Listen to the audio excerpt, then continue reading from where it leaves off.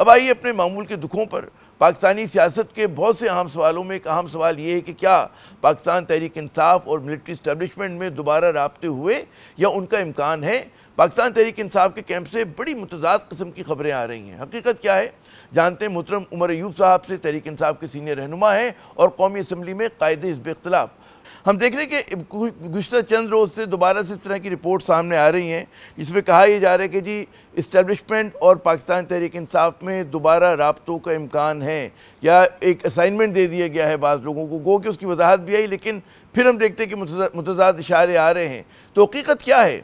मेरा इस पे बड़ा वाज़ेह मौक़िफ़ है और मैं बात बता दूं, मेरे नॉलेज में इस तरह की कोई बात नहीं है और मेरी तो वज़ीर आज़म इमरान खान साहब से 3 महीनों से मालूम चाहता हूँ मुलाकात भी नहीं हुई है।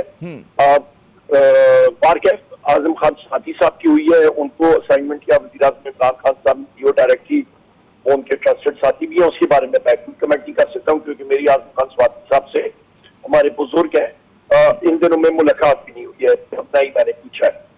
अच्छा, मुझे याद है कि पहले ये खबर आई थी कि जी ये जो असाइनमेंट है या जो जिम्मेदारी है अली मीन गंडापुर साहब को दी गई और बैरिस्टर गौहर साहब को दी गई। फिर उसके अगले ही दिन जो है बैरिस्टर गौहर साहब की वजाहत आ गई थी। तो क्या कहेंगे इसको कि ये कहाँ से खबरें जनरेट हो रही हैं इस तरह की?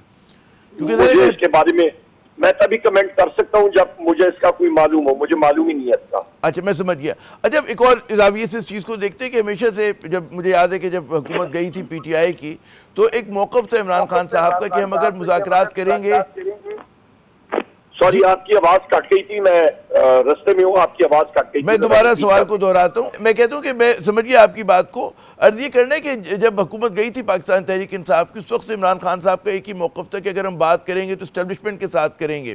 तो अब वो दरवाज़ा अब तक खुला हुआ है आपके नज़दीक? क्योंकि अगर बामाने मुज़ाकरात होने हैं, अगर पाकिस्तान की सियासत में कशीदगी और तनाव का खात्मा करना है तो ज़ाहिर है कि वहाँ पर PTI और इस्टेब्लिशमेंट के दरमियान जो मुफ़ाहमत, किसी किस्म का राब्ता, अंडरस्टैंडिंग ज़रूरी है। जी देखिए जी, जहां तक इस्टेब्लिशमेंट की बात है, आपको स्पेसिफिक होना पड़ेगा कि इस्टेब्लिशमेंट में किससे।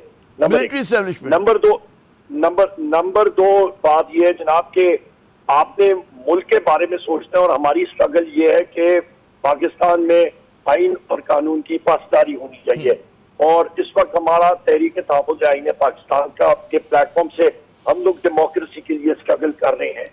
और आप या इस्टेब्लिशमेंट में, उस पे आर्म फोर्सेज में और उस पे आप इंटेलिजेंस एजेंसीज को और डेमोक्रेसी को या शामिल करते हैं तो वो आपके स्टेट का के टूल्स हैं, वो स्टेट नहीं है।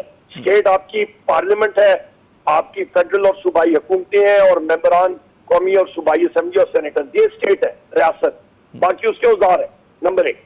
नंबर 2, जरूरी बात यह है कि सारों को इस वक्त बलूचिस्तान के हालात के ऊपर नजरसानी करनी चाहिए। बलूचिस्तान में हालात ठीक नहीं है, जोर जबरदस्ती के साथ मामला ठीक नहीं होगा। 3 MPO के तहत लोगों को अंदर करना या उनको गिरफ्तार करना, उससे काम नहीं बनेगा। अच्छा, ये मौक़िफ़ आ गया।